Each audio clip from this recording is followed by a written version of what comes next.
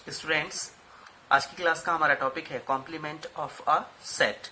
तो सबसे पहले हम इसे डिफाइन करते हैं और डिफाइन करने के बाद में फिर इसके बेसिस पर जो एक्सरसाइज है उसे हम सॉल्व करेंगे। इसकी डेफिनेशन है, let you be the universal set and A be any set, then complement of A with respect to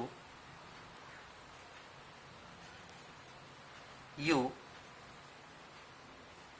is the set of all those elements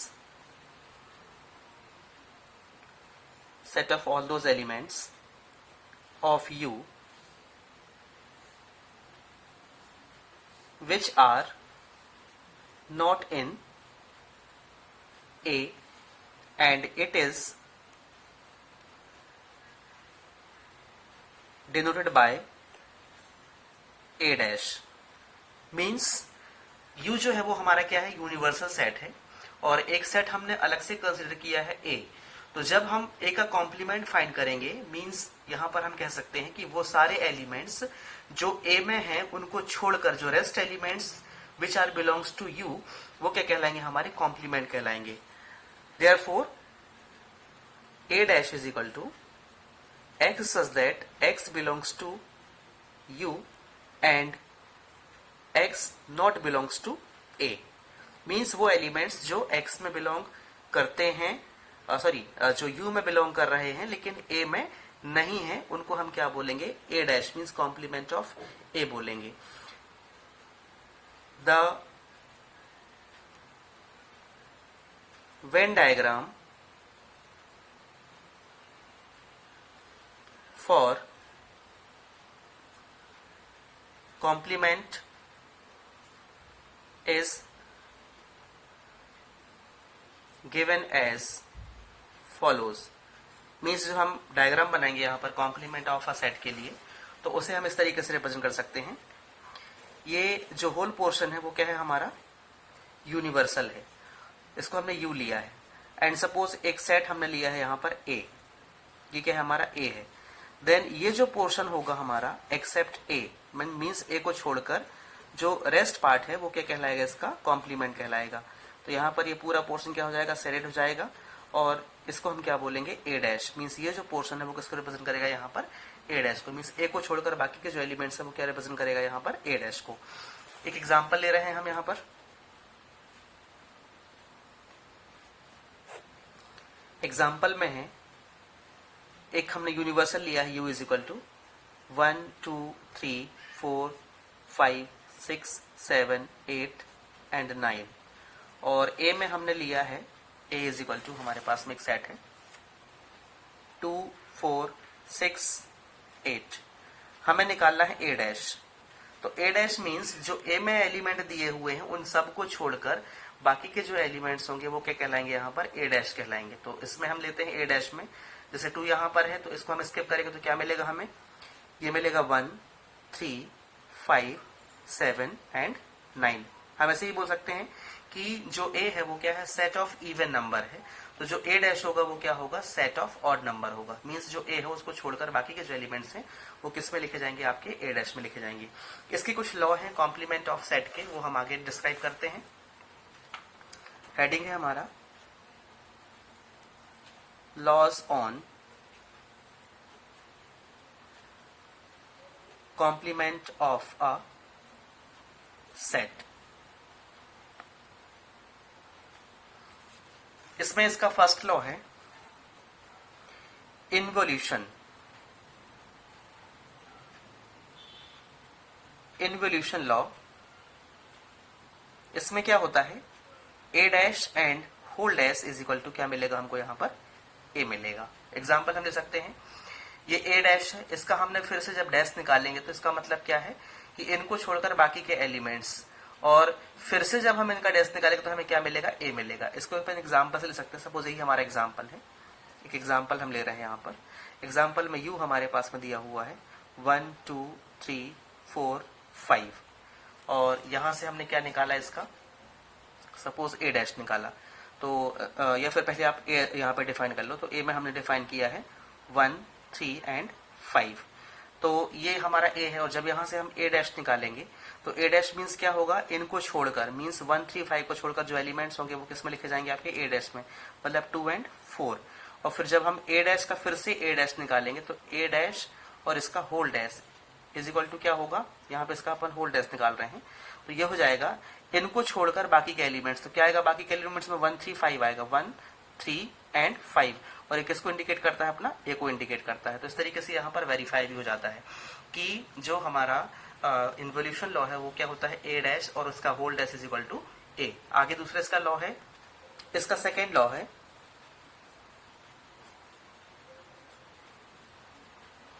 complement law.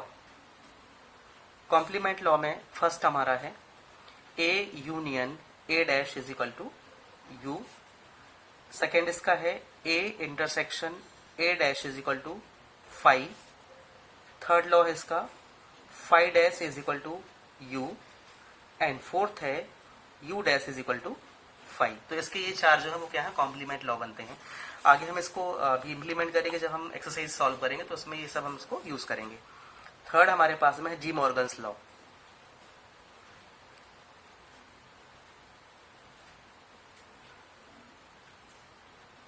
De Morgan's law. De Morgan's law में first हमारा है A union B whole dash is equal to A dash intersection B dash and second law है इसका A intersection B whole dash is equal to A dash union of B dash. तो इस तरीके से क्या हो जाता है, हमारा ये डी मॉर्गन्स लॉ है। इसको हम इंप्लीमेंट करते हैं आगे। एक क्वेश्चन ले रहे हैं अपन यहां पर, if u is equal to 1 2 3 4 5 6 7 8 9, एक सेट हमने लिया है a is equal to 2 4 6 8 and अगला सेट हमारा b is equal to 2 3 5 and 7। Then verify first a union b whole dash is equal to a dash intersection b dash and second verify करना है हमें a intersection b whole dash is equal to a dash union of b dash. तो इसमें हम एक काम करते हैं, पहले हम इसका फर्स्ट पार्ट प्रूफ करते हैं। तो फर्स्ट हमें दिया हुआ है, फर्स्ट है a union b whole dash is equal to a dash intersection of b dash. We have to verify. पहले हमने इसका लेफ्ट हैंड पार्ट लिया, तो लेफ्ट हैंड पार्ट में हमें दिया है a union b whole dash. तो सबसे पहले अपन क्या करते हैं, a यूनियन b निकालते हैं। तो a यूनियन b मतलब a में क्या दिया है अपन को 2 4 6 8, इसका यूनियन हमें निकालना है b के साथ में। तो b हमें दिया है 2 3 5 और यहाँ पर है अपने पास में 7।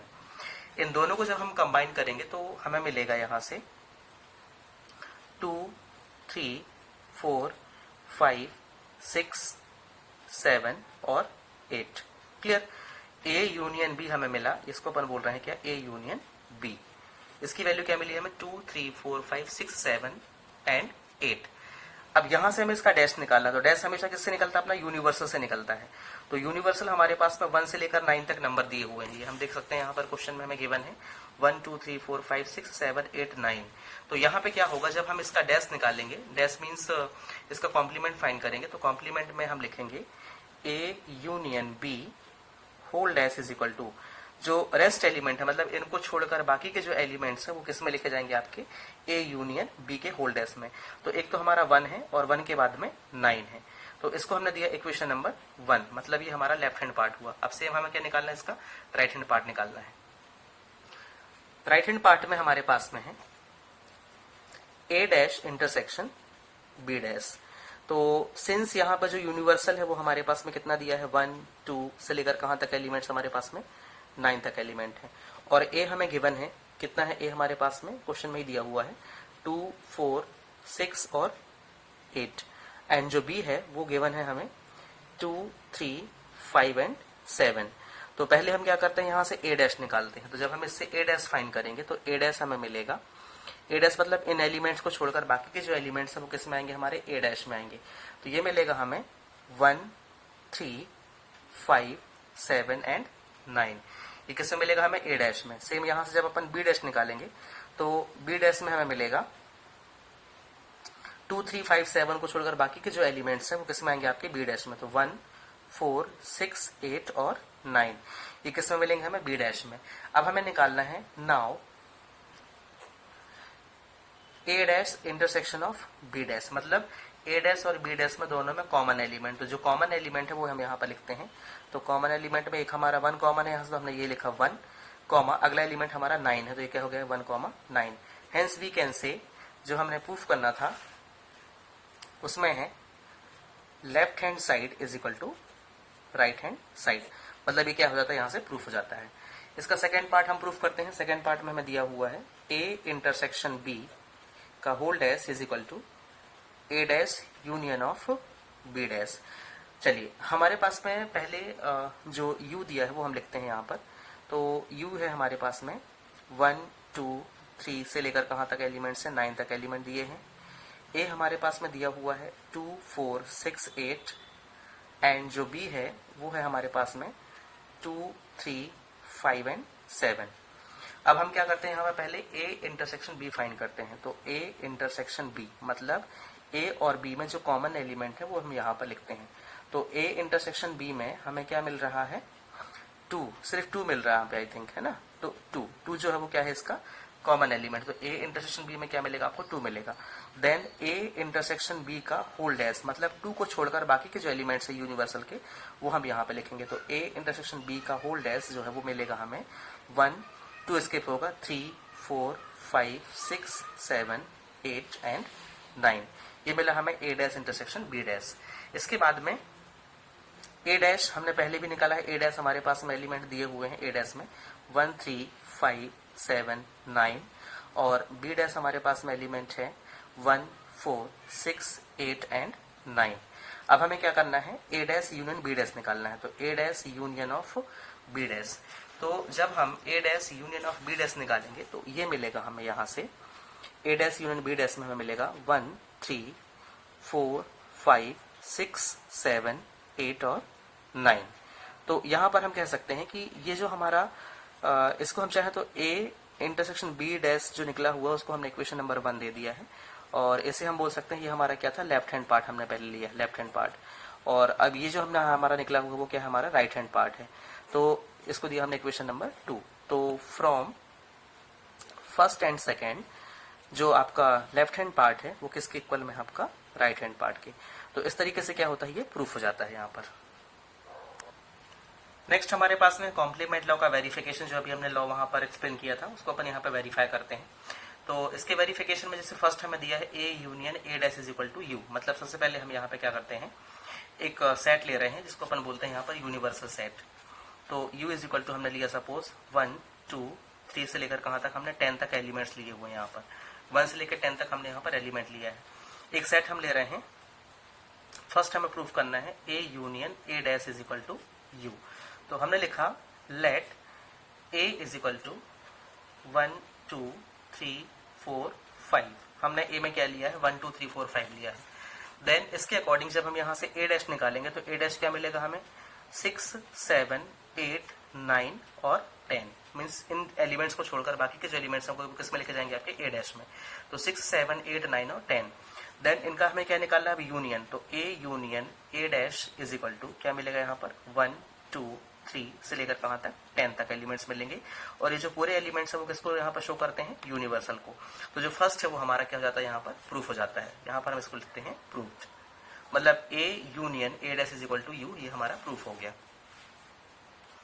सेकेंड हमारे पास में दिया हुआ है a intersection a dash is equal to 5। तो देखिए a हमारे पास में क्या लिखा हुआ है, 1 2 3 4 5 लिया अपन ने, और ए डैश में हमने क्या लिखा है 6 7। यहाँ पे ए इज इक्वल टू हमने लिया 1 2 3 4 5, और ए डैश में हम ले रहे हैं 6 7 8 9 और 10। अब हमें क्या निकालना है इन दोनों में कॉमन एलिमेंट। तो देखिए दोनों में कॉमन एलिमेंट है क्या? नो, कोई भी एलिमेंट यहाँ पर कॉमन नहीं है। तो यहाँ पर A intersection A dash is equal to क्या हो जाएगा 5। ये भी हमारा यहाँ पर प्रूफ हो गया। थर्ड है 5 dash is equal to U. 5 dash मतलब नल। तो यहाँ पर 5 मीन्स क्या शो हो रहा है? नल। और नल हमें निकालना 5 डैश मतलब नल को छोड़कर बाकी के जो एलिमेंट्स है। तो नल छोड़ा मतलब क्या बचा हमारे पास में? यूनिवर्सल बचेगा। तो यहाँ पर 5 dash is equal to U हो जाएगा। ये भी प्रूफ हुआ। इसके बाद में इसका लास्ट है, इसका लास्ट हम यहीं पर मेंशन करते हैं। जो इसका फोर्थ है, फोर्थ में है U dash is equal to 5। मतलब पहले अपन ने यू लिया, तो यू में क्या आएगा हमारा 1 2 से लेकर कहाँ तक एलिमेंट्स मिलेगा हमको? यहाँ पर 10 तक एलिमेंट मिल जाएंगे। ये किसकी वैल्यू हमारी? यू के लिए 1 2 10। अब हमें यू डैश निकालना है। तो यू डैश मतलब क्या हो जाएगा? इन सबको छोड़कर बाकी के जो एलिमेंट्स हैं। तो जब हम इनको सबको छोड़ देंगे तो हमारे पास में क्या एलिमेंट बचेंगे? नल एलिमेंट बचेंगे, मतलब कोई भी एलिमेंट नहीं मिलेगा यहाँ पर। तो ये क्या हो जाएगा हमारा? ब्लैंक। दैट इज ये क्या हो जाएगा अपना 5। तो U dash is equal to 5, मतलब ये भी क्या हो गया हमारा? यहाँ से प्रूफ हो गया। तो स्टूडेंट्स इस तरीके से एक्सरसाइज में जो आपको क्वेश्चन दिए जाएंगे वो इसी मेथड पर रहेंगे। हम इसका एक क्वेश्चन और ले रहे हैं। एक क्वेश्चन में लिए स्टूडेंट यहाँ पर draw the Venn diagram for A union B whole dash A dash intersection B dash A intersection B का होल्ड डैश, एंड फोर्थ है A dash union of B dash. इनका हमें क्या फाइंड करना है? यहाँ पर वेन डायग्राम ड्रॉ करना है। तो फर्स्ट हम ले रहे हैं ए यूनियन बी का होल्ड डैश। जब हम इसका वेन डायग्राम बनाएंगे, उसका वेन डायग्राम बनेगा, ये पूरा क्या है हमारा? यूनिवर्सल है। और ये जो सेट है हमारा ए है एंड दिस इज बी। और इसके बाहर जो शेडेड पोर्शन होगा ये किसको रिप्रेजेंट करेगा? यहाँ पर A union B whole dash को। A union B whole dash मतलब इनको छोड़कर। सेकेंड है हमारे पास A dash intersection B dash. इसके लिए भी जो डायग्राम बनेगा सेम यही डायग्राम होगा।